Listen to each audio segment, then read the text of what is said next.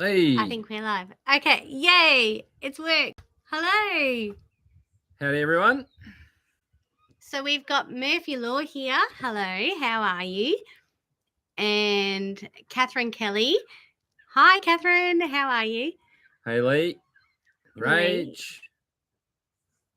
Simply Off Grid. So Deb and Dan from Simply Off Grid. Corey and Amanda. Yeah. Thanks for being here, guys. Jeez. Amazing. It's awesome. So good. All right, so just wanted to start off by saying welcome to all the new subscribers that are here, as well as the old subscribers too. Yeah, thanks for being here and thanks for coming along on the journey. It's great. Sure is. Lots it's of amazing. fun. Thank you, guys. A couple of special mentions. Oh yes, we've got a few happy birthdays to say. So my Auntie Viv, who is probably one of our biggest supporters, it was her birthday on the 2nd of Feb, on Thursday, I think that was. Yeah, it would have been Thursday. Happy birthday, Auntie Viv. Happy birthday, Auntie Viv. And then also to the Green Thumb artist, Kayleen, your husband has his birthday today too. So happy birthday. Happy birthday. Yeah. This is so exciting. Hey, Lance. My dad, Lance. Hello. How are you? Nice hat, Justin. Yep. Thank you. Yeah. It does look a bit green, doesn't it, Corey? But this is our front lawn. It's actually dry as a bone. We haven't had a huge amount of rain the last little while. All the gardens and the trees are looking really good, but the grasses have died off. Literally I'm sure crunches. You can appreciate. Sorry. Yeah, that's right. It literally crunches when you're walking on it. The grass crunches under your feet. It looks green, but it's not as green in real life. Yeah. This time last year, we had heaps of rain, and it was beautiful. And we did actually water the front lawn last year, but we're conserving it this year. So yeah, making sure we save our water. Yeah. So I just wanted to make sure that I mentioned about the Facebook group, the Australian Homesteaders community that Amanda and Corey from Rockpole Off-Grid Homesteaders have set up, which it's an amazing group. If you're from Australia, jump in and have a look. The group is brilliant. Everyone there is so lovely and super supportive, and sort of feels like any question that you've got, it doesn't matter if you feel like you're a bit silly. There's a few things that I've said that I'm like, oh, should I ask this or not? But everyone's just super supportive and the help and suggestions that you see on the page is just unbelievable, and we love getting involved as well. So thanks to Corey and Amanda for getting all that going, and everyone else that's on there. It's amazing. Yeah, absolutely. Oh, Jill. Hi, Jill. How are you? Who else have we got here? Yeah, Honeybee Homestead. Hi, how are you going? Howdy. This is great. Yeah, Simply Off-Grid's just said we're conserving water as well. Yeah, it's sort of a bit funny at the moment. So we've had heaps and heaps of rain probably for the last 9 months, and then all of a sudden we've had a month with barely any rain, and the weather's been a bit warmer, so the ground has actually dried out a lot. So I think we sort of the La Nina the La Nina sort of finished for us early December, from what we can tell anyway. And just the last couple of days we had 30 mil over a few days, which is amazing to get the tanks back up. But they're still a little bit low, but there's plenty there to water the garden. And we did actually put in some I think Kat posted about it on Instagram or something. We got some drip irrigation hose. So we got a couple of 100 meters of that from a garage sale for like $60, which is awesome. And then the pressurized little valves drippers, so nothing can get back in, and that's been working really well as well.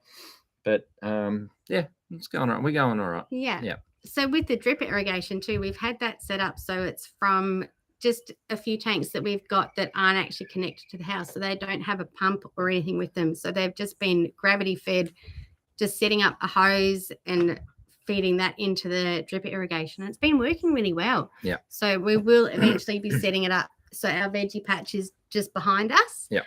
And make sure I don't knock you on the head. Yeah, so we will be setting that up, some sort of drip irrigation, at least in some parts in the veggie patch behind us, but Yeah. a bit further down the track. Yep. Yeah. What else we got going on there? So Jill said, much greener there than here. Yeah, you guys haven't had much rain at all yet. North of Ballarat had no rain, absolutely no rain. Yeah, so it's a funny time of the year because it really is. It does seem like it's quite a bit greener here, and even like when you drive away from here, when you're going past the paddocks and stuff, it's brown. It's just brown, so it is nice. It is. Yeah, we've got a bit of a colour. A lot of the paddocks are being harvested though, and there's a lot of wheat and canola and all that kind of stuff. So they do look like crap this time of year. And they've been done for hay, so that's kind of what you expect out these areas. I just remembered something. Corey and Amanda, did you guys get a bit of rock and roll today? I hear. Did you guys feel the earthquake? Oh. Yeah, there was a little 4.3 Richter scale earthquake in the wheat belt out there. So interesting. And apparently they felt in Perth as well. Yeah, right. Well, on the outskirts of Perth, yeah. But anyway, sorry, I just remembered that.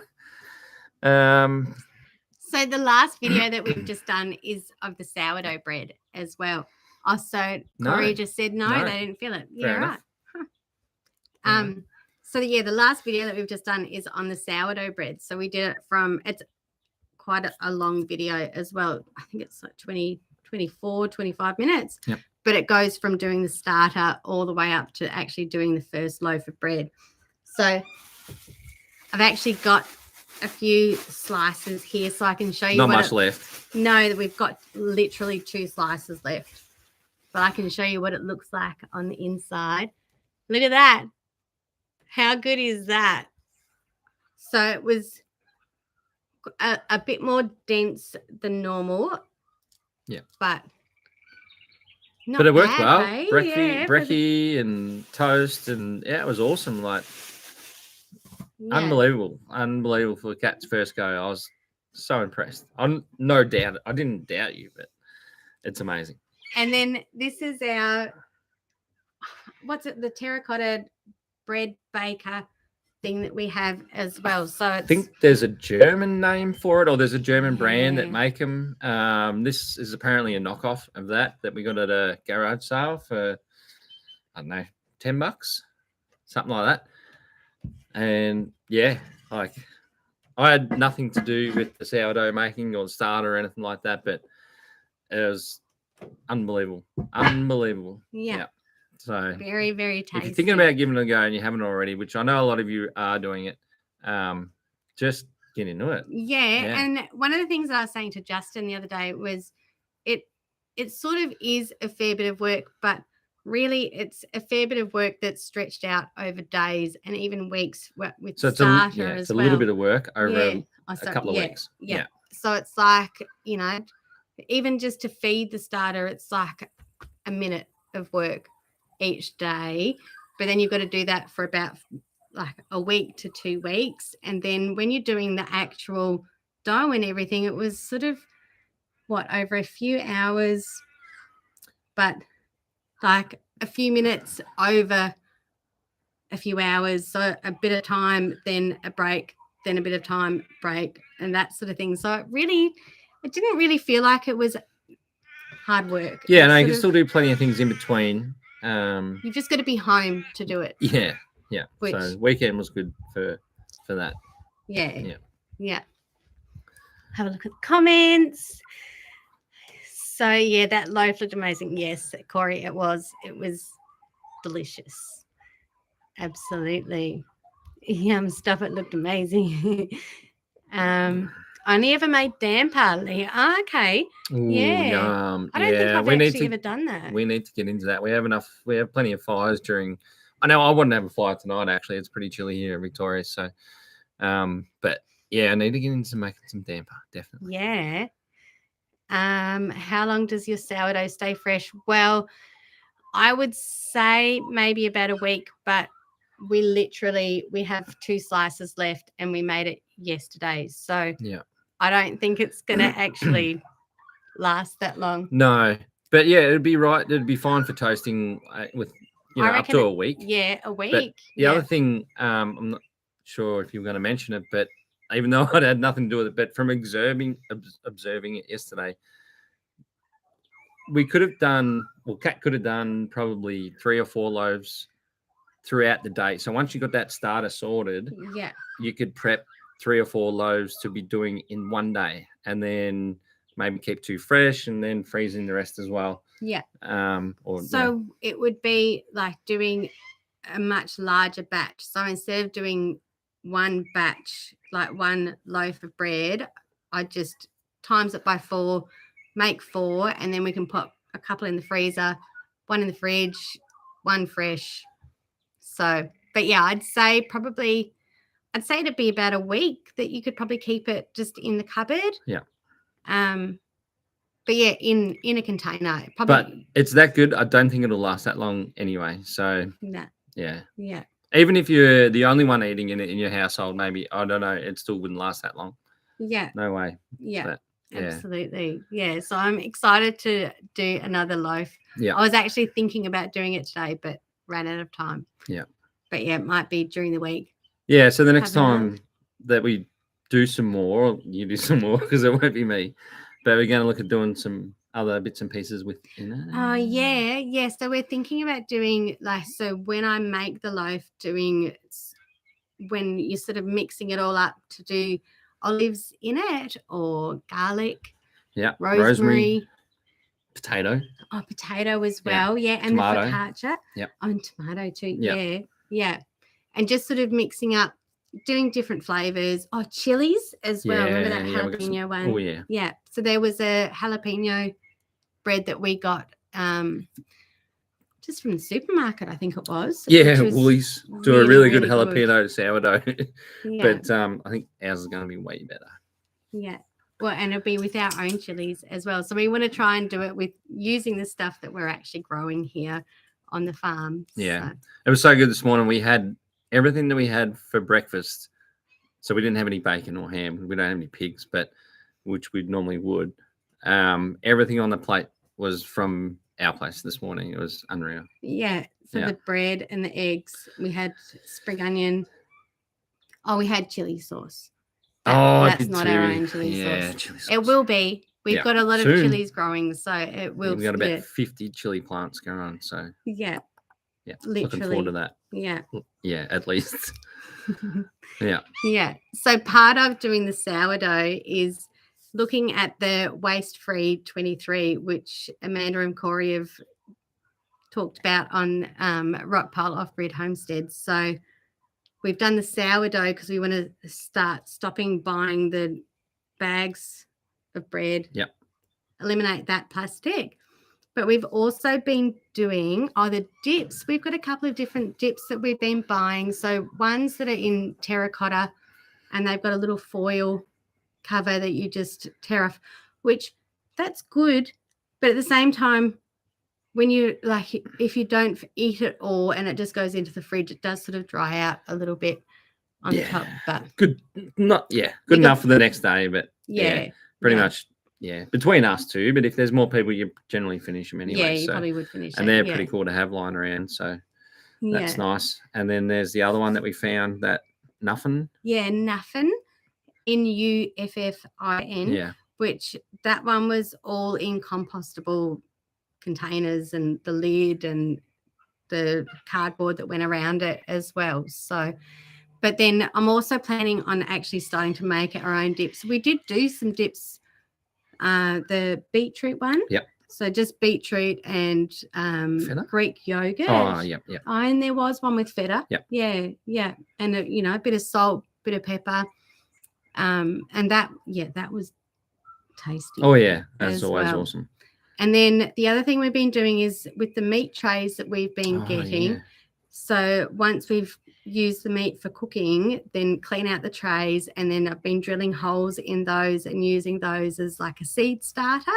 So we've got cauliflower, broccoli and lettuce growing in those in the greenhouse.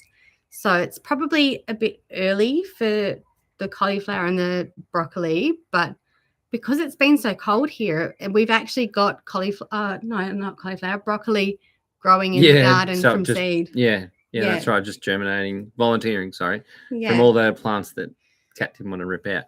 And then, some of it's coming up, some of it's getting eaten, but we might get a head start with that stuff. I reckon when it gets cool enough.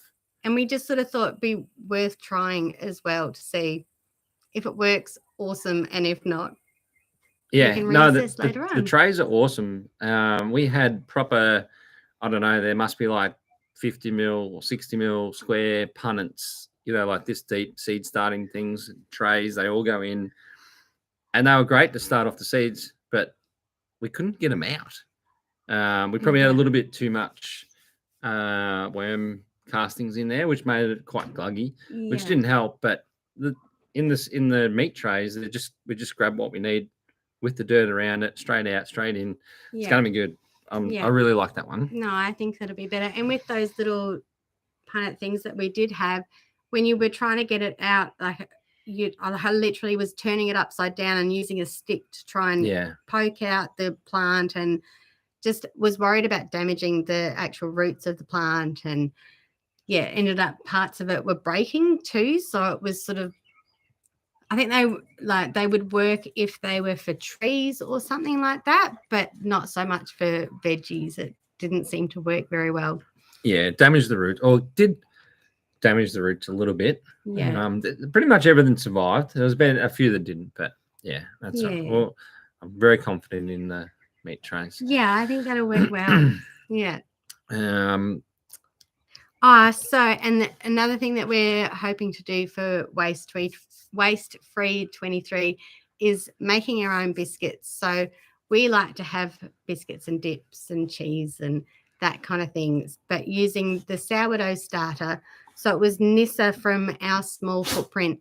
So she mentioned on the Facebook group that you can use the discard from the sourdough, and it doesn't have to be activated either. I wasn't sure about that, if it had to be activated starter or not.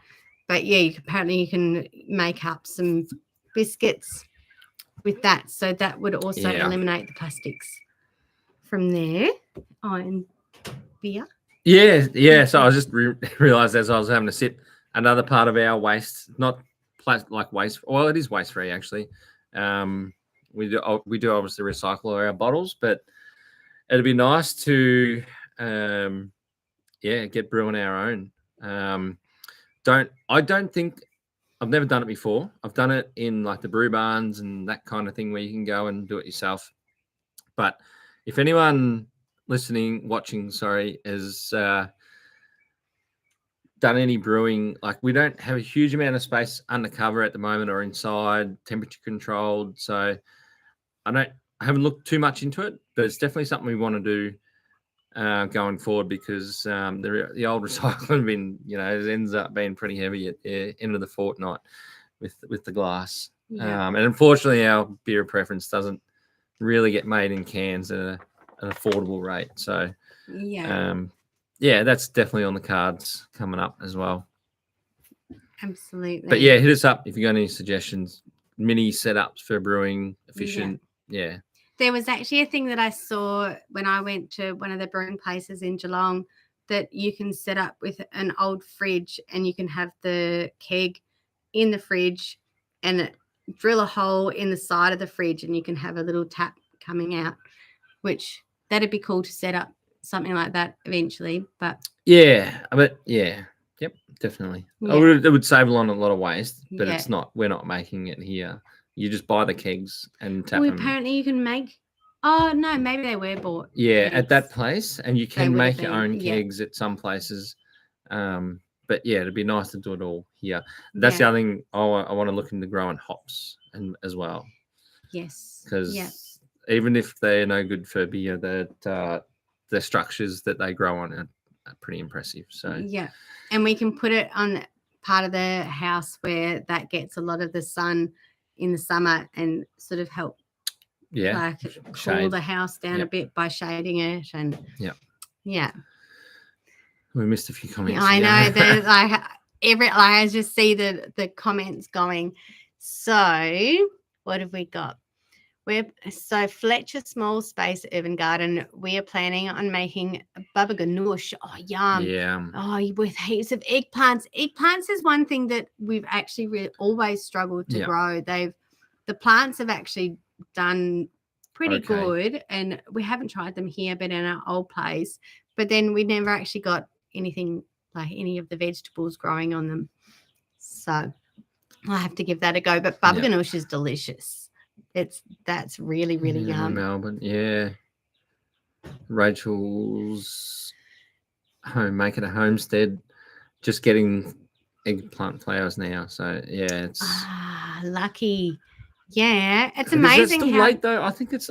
I feel like it's still late in the season to be getting eggplants. Like, so when in Anglesea, when our corn was growing, we had corn, and then we had eggplants, and then we had squash. So I feel like it would be around this time. Yeah. Let us know. Yeah. I think we didn't even plant any this year though, did we? Because we've never had much luck with them. So yeah.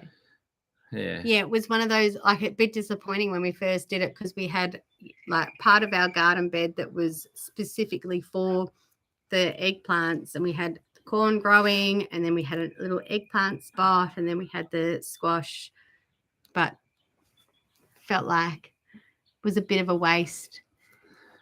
So I just heard there's a comment there from Beyond the Racing Line Formula One podcast, Roger. 5 Acre Brewery. I like the sound of that. Oh, good idea. Thanks for joining, mate. Yeah. Yeah. Beyond the Racing Line Formula One podcast is a podcast that I jump on every now and again to chat with a couple of mates about the Formula One and all that, which is nice. Yeah. It's coming into the new season soon, so it'll be nice when we get that back underway. With Tristan and Roger. Yep. Yeah. Try some moonshine. I don't actually know if I've ever had moonshine. Have you had that? No, but I wouldn't. So I was thinking today we'd love to get a press for apple cider. We got down there. There's 5 apple trees. 7. 7. Yeah. And then obviously all the other fruit trees as well. So a press would be nice, and a still would be cool. We got we got elderberries over there, and do heaps of stuff in the still. So. But I think with the brewing and that kind of stuff, I just need that shed. We just need that shed. We just need that extra space. It's got to happen. So commercial kitchen in the shed, we can do all that. Yeah.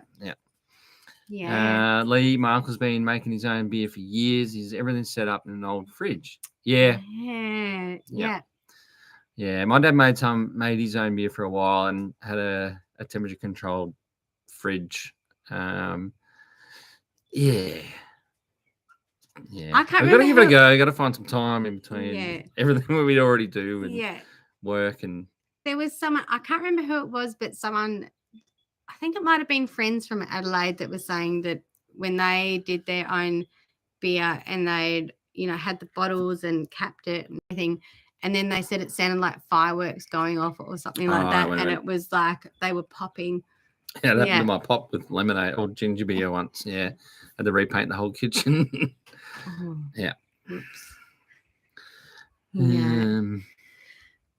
So Rach at Bush Edge Homesteading says, I may do moonshine. Okay, yeah, I'd be keen to try. We should catch up and try that. Actually. I wonder how that goes on YouTube, like with the moonshine thing. I mean, I think brewing's okay, beer brewing, but the moonshine thing might be a bit funny. I don't know. I haven't even looked. So is that because it's alcohol? Well, it's more higher content alcohol, maybe. Dave, I don't know.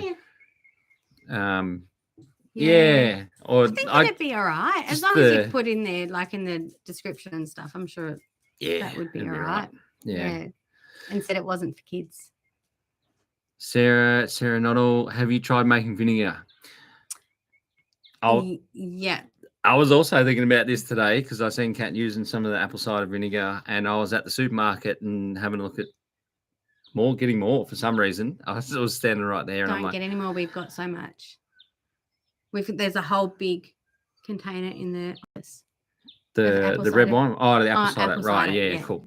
But yeah, so we had a few empty bottles. We sound like alcoholics now, aren't we? We had a few old bottles of wine from cooking and drinking and whatnot. But Do you know, no, that was actually mostly from visitors that would come and they would open a bottle of wine and then we wouldn't even drink it. Yeah. It would just be sitting in the fridge or just on the kitchen bench as well. So yeah, that's mostly.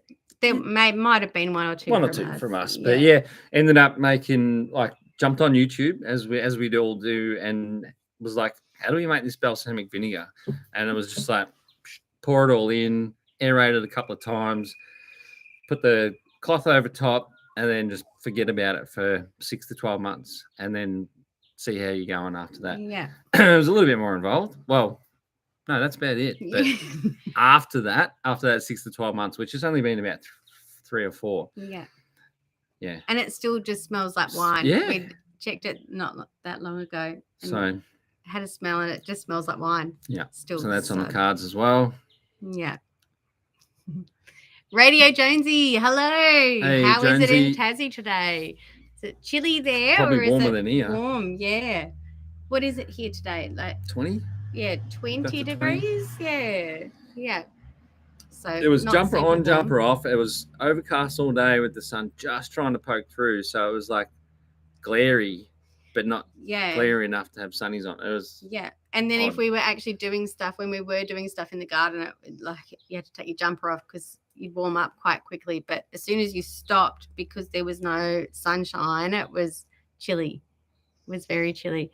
24 in Tasmania today. Okay, so you're warmer than us today. 24 is pretty nice. That's about perfect temperature for me. Rock pole. I've always wanted to do an alcoholic ginger beer like my pop used to. Hopefully it doesn't explode all over the kitchen like mine does. But yeah, can you guys grow ginger in WA there, like where you are? We can't. I don't think. We've got it planted. I've got a few pots. So it's one of those ones that I don't want to put into the veggie patch because it can grow quite big. So I do have it in pots. I think we've got 3 pots that I've made up, and it's all full of ginger. We actually got ginger from our neighbour that's across the road, Maddie J. Thank you. So that's planted. It hasn't started. It did have little shoots on it, but I haven't seen any green leaves on it yet. But really wanting to give that a go, actually. I'm loving this. Radio Jonesy, 24 in Tassie. Lee, hotter at 27 in Sydney. 40 Rockpole. Jesus Christ. Man, I feel it's been like that for the last 2 weeks for you guys, hasn't it? I love seeing your videos, Corey, getting up at like 5 o'clock in the morning and getting started and getting a few hours done. But in a t-shirt and shorts and hat thongs. Already. And, love those work boots, and thongs mate. as well. Yeah. I don't do well with the heat. Anything probably at 25 and over, and I melt. Melting. Like I don't cope. 40 is like I can't do anything. That's it. I'm done. Inside. But you're a bit different. Yeah, I don't mind the heat. Up to 35, I can sort of keep going mostly, and I'll stay out in the shed if I've sort of finished what I'm doing and just chill out there, and but which doesn't have any insulation or anything, so it's probably 35 outside, but probably 40 in the shed. No, there's always a nice. I wouldn't be out there if it was too oppressive. But even still, that sun coming on the roof is pretty hot. Yep. Yeah. Bush edge. Yeah, need a license if it's for consumption. So you make it for hand sanitizer. Hand sanitizer. Absolutely. Yeah. I love it. Yeah. Catherine, 33 in Queensland, southeast Queensland. 33 is, so that's pushing it for me. Beautiful. You'd be fine. Yeah. There was a like a health warning up in southeast Queensland for like super. Like the last few days was supposed to be super hot, but I think it got cancelled today. All right. You're just full of all the information, aren't you? News, listening to the radio. Excellent. T-shirt and shorts 365 days of the year, Corey. Yeah. Justin's got this thing where he'll wear pants in winter, and then as soon as he started wearing shorts when the weather starts to warm up, even if the weather gets a little bit colder, it doesn't matter. He's set to wearing shorts. Yeah. Can't go back to wearing pants, even if it's chilly. There was so spring this year. We obviously just pants, and then it started to get nice and warm. Beautiful. Shorts out. That's it. Pants go in the other wardrobe. Forget about. And about 2 weeks later, it was freezing for like 2 weeks straight, like back to 11 degrees during the day, and I had to whip them out. But that's it. But yeah, it hasn't been that warm for February. Well, what do you mean? The start of February, end of Jan. Yeah. Normally at this time it's ridiculous and super warm. But it's still mild enough now. It's not too bad. Yeah. But it'll cool down tonight. Sitting outside with jumpers on and everything. And the breeze is a little bit chilly, but I'll survive. Fletcher, small space, urban garden. So what's next? Yeah, let's move it on. Thanks, Fletcher. Thank you. Thanks, guys. Righto. Enough talk about the weather. Yeah. All right. Okay. So should we do the cucumber? Oh yeah. So the last year in the veggie patch, we were growing pumpkins, and we noticed that one of the stems, which is normally like a normal stem, but then the pumpkin stem grew like this, and it had all other stems coming off it with leaves and fruit and everything. It was, about that, do you reckon? Bigger? Yeah. And it was almost 300 mil across and about, I don't know, 20, 30 mil flat. Like, it's huge. And like a big ribbon. Sorry. We noticed with our cucumbers as well that it started happening and then what else? The capsicum or chilies. I think it's a chili. We've seen it just this morning. We saw that one of the chili plants has also got the fasciation. So it's called a fasciation or cresting. Yeah. And it's like a mutation, I guess, but it can be caused by a few different things. It can sometimes just happen. And then other times it can be like a genetic thing. So we don't know if there's, maybe something in the soil here. But then Anita from Flower Folk Farms, she's got it happening with her cosmos as well. Yeah. So we'd never even heard of it. But I think if you jump on our Instagram, there's a couple of photos. Yeah. Of it, just to get a better idea. So we've got our crystal apple cucumbers. This one's from the fasciation plant, and then this one is from a normal plant. So I'm going to cut these up and we'll try them because we don't actually know if the flavor will be different or not. It certainly wasn't in the pumpkins. No, well, and the pumpkins were actually better than the normal pumpkins that we were growing, I reckon. They were super sweet and I think they were all right. But no, I noticed. Okay. I'm not a huge fan of pumpkin, so I wasn't paying. No, it just all tastes like pumpkin to me. True, yeah. But yeah, I thought it would be interesting to actually do a bit of a taste test to see if the fasciation actually causes a bit of a different taste with the cucumbers or not. So we have picked some of them without really taking much notice where they were coming from. During the last week or so for our salads and whatnot for dinner, and there has been some quite bitter ones in there. So, but we're about to find out whether it is. So this one is from the fasciation plant.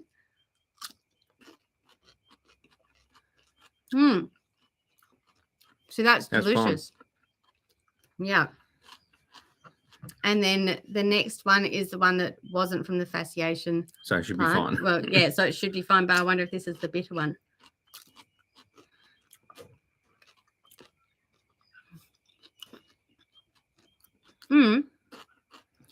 That one's not as sweet. No, actually. Yeah. No. It's definitely a bit more bitter. So that's interesting. So the one that was the growing on the fasciation plant, is that what, I don't even know if that's what you call it, but yeah, that was a lot sweeter than the other one. And they were both about the same size. Yeah. As well. And that's not even overgrown for an apple cucumber. Oh, no, apple, Crystal. These crystal are the apple. crystal apple. Yeah. Yeah. Okay. Yeah. Yeah. So then it's not huge or anything. I mean, the seeds haven't even formed properly, so it's still. Yeah. These It is ones definitely can get ripe, but a fair bit bigger. it's definitely ripe, but yeah, it's not. Anyway. Interesting. Yeah. Cool. There we go. Sorted that out. It doesn't taste No, good. it's definitely not good. Yeah, wow. Yeah. See, I would have thought that it would have been the opposite, that Yeah. the one from the plant that's growing with the fasciation would be a bit different, because it looks different. It looks very different. But yeah, interesting. Wash it down with beer. Definitely. Yeah. Yes, good idea. Thank you, Corey. Cheers. Yeah, it's odd. But if you think about it, the fasciations that, the tendrils and or whatever they're called that are growing out to the fruit, if the fasciation's huge, heaps bigger than a normal tendril, then there's obviously more nutrients and whatnot getting to the fruit. So, and then there was, it wasn't off the fasciation, but there was some cucumbers growing side by side. Oh yeah, It was a bit like a cock and balls, wasn't it? Did you get a photo of that? No, that's in the video. That's in in the zucchini, in the video where I'm talking about the powdery mildew, and there was a flower that had the stem that had the two flowers in it. But it was, I'd mentioned about like, I wonder what the fruit was going to end up being like, but it was the male flower, which doesn't make the fruit. I'm talking about these ones. Those ones down there this morning. Oh, I don't know. Oh, it doesn't matter. Yeah. Never mind. Oh, well. Yeah. Moving on. So Fletcher Small Space Urban Garden, got any plans to introduce livestock on your farm? If so, what? Yes, at some point, absolutely, we will.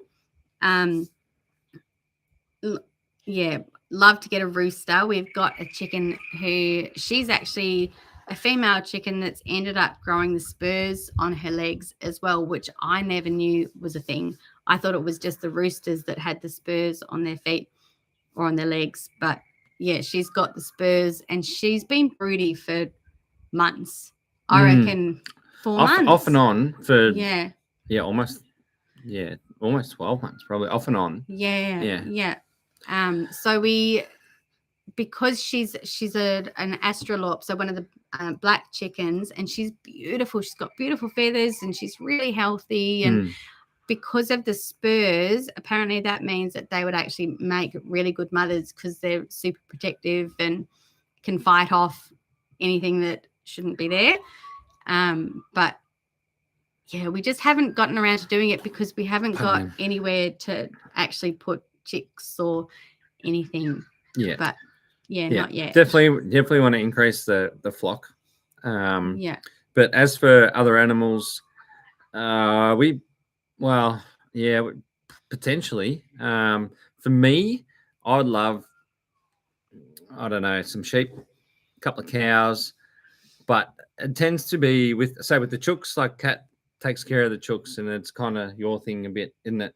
I help out, but if I wanted a cow or a couple of sheep, that'd be sort of something I'd probably take care of. And working full time, and I know, Kat could help with that, but yeah, absolutely, it's kind of the way it's rolled. But and I think at the moment we've got so much happening, and so a whole lot of different things that are going on at the moment, that we just don't have the time to really put that time into the animals. And if we do get animals, we want to do it right. We don't want to just get them and then be like, we shouldn't have done that. Don't want it to be a mistake. Alpacas, I would love to get alpacas. Yeah, absolutely. Definitely. Their manure is really good for the garden as well. And it's like with the chicken manure, it needs to set aside and not cure, but like just sort of rest for a bit, because it can burn the plants when you do put it onto the garden. But alpaca manure apparently is awesome. The other thing is, like, while it is 5 acres, it doesn't really fit. Well, this might sound weird if you don't quite have 5 acres, but it doesn't feel like it. A lot of it is bush, and it's on a bit of a hill, so there's not too much paddock or pasture kind of set up.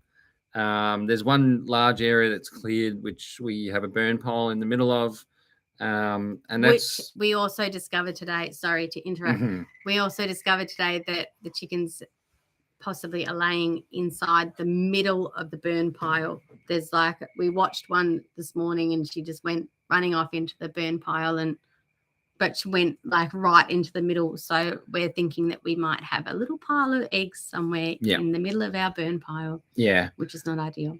And the other thing, so with the limited cleared space that we do have on 5 acres, on 5 Acre Farm,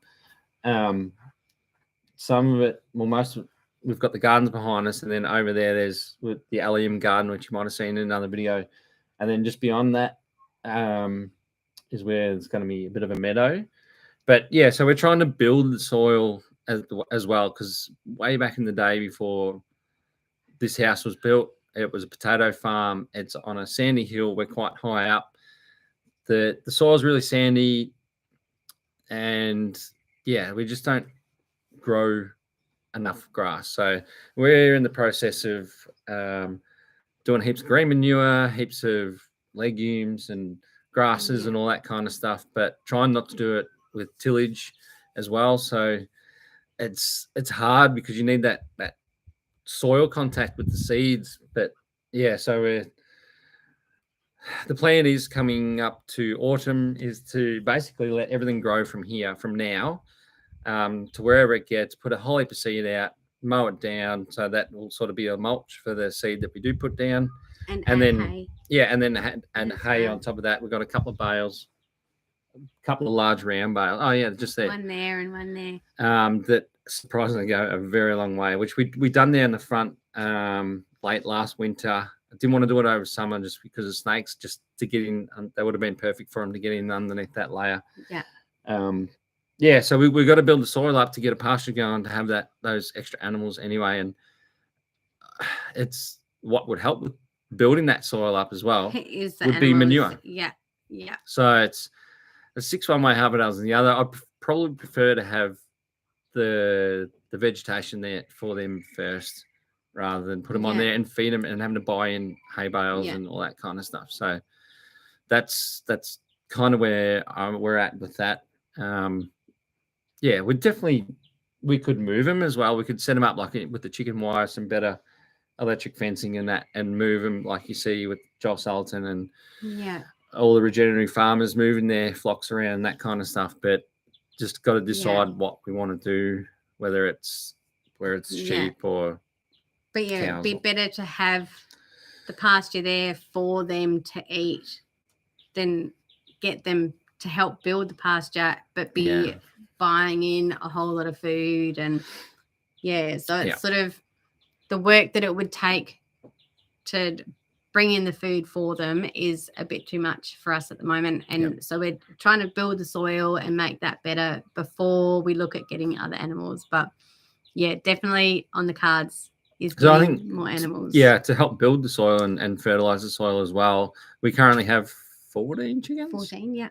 I would like to see us at about 40 in a couple of different groups. So they like the current 14 chickens haven't made a loop around the property with the way we're moving them in 18 months. So granted we have left them a little bit longer in sometimes, but well, I'd like another 2 or 3 groups to be going around, because the amount of rest.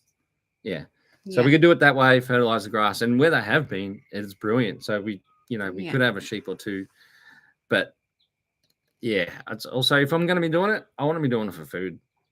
So like, if we can't, we just don't want a couple of, I don't know, a pair of female sheep or whatever that use, like, I want to be producing some food for us as well. So and with the extra chickens, we'll be able to do that.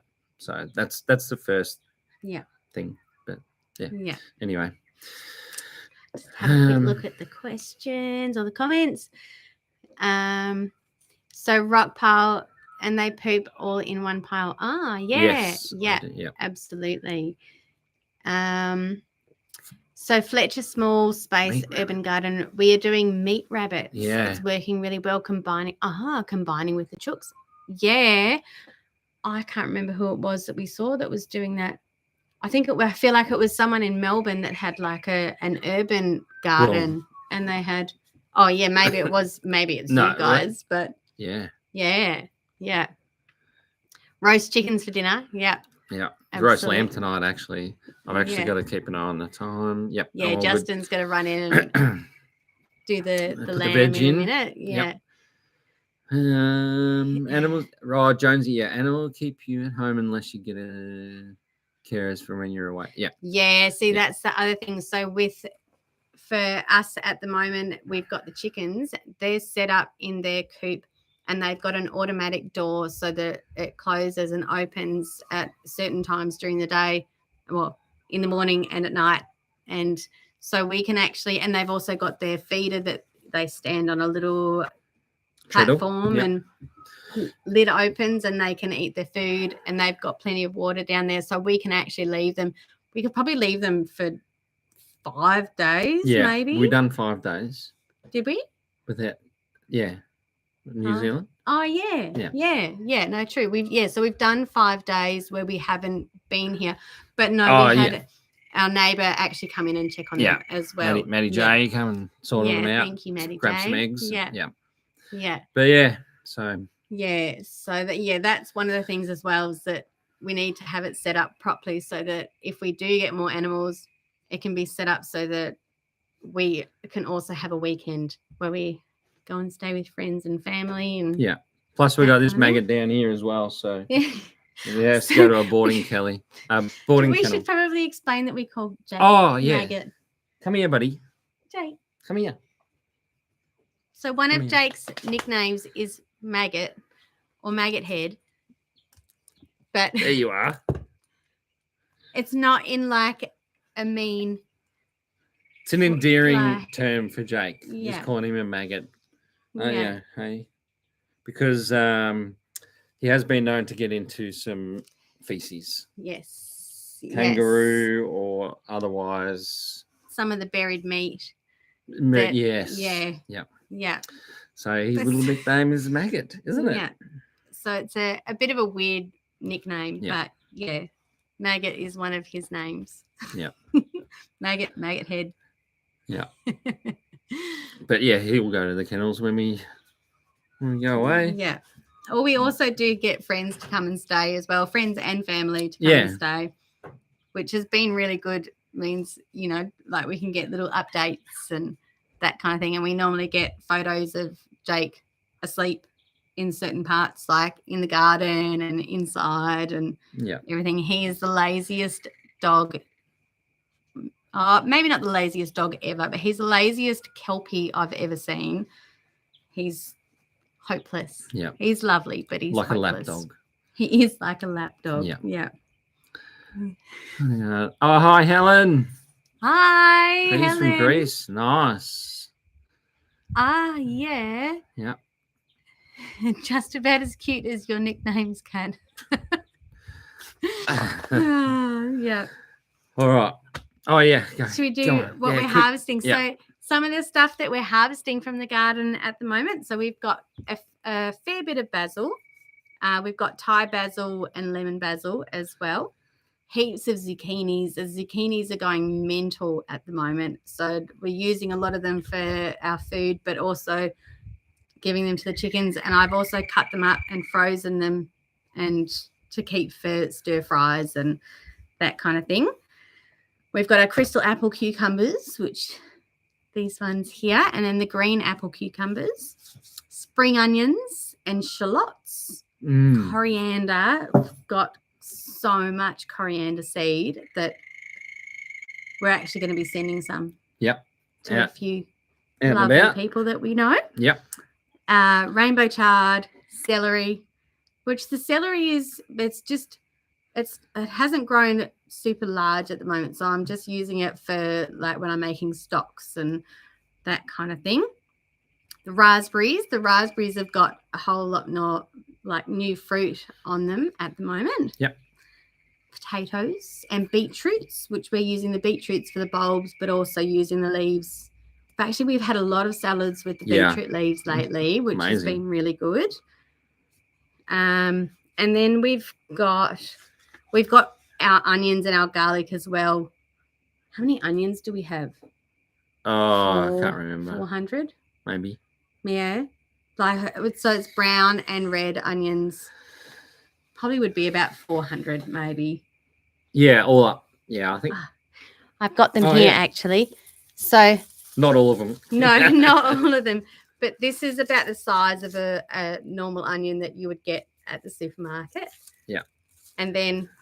In a bag of however many. This is the size of most of the onions that we've been growing. So they're so sweet too. Yeah. They're really, really yum. So the brown onion's done really well. I think I've gone through this in a video before, maybe the last live, but the brown onion's done really well. The red onions planted probably too close together and maybe a little bit deep. And I actually thought I'd planted shallots. That's how funny shaped the red onions were.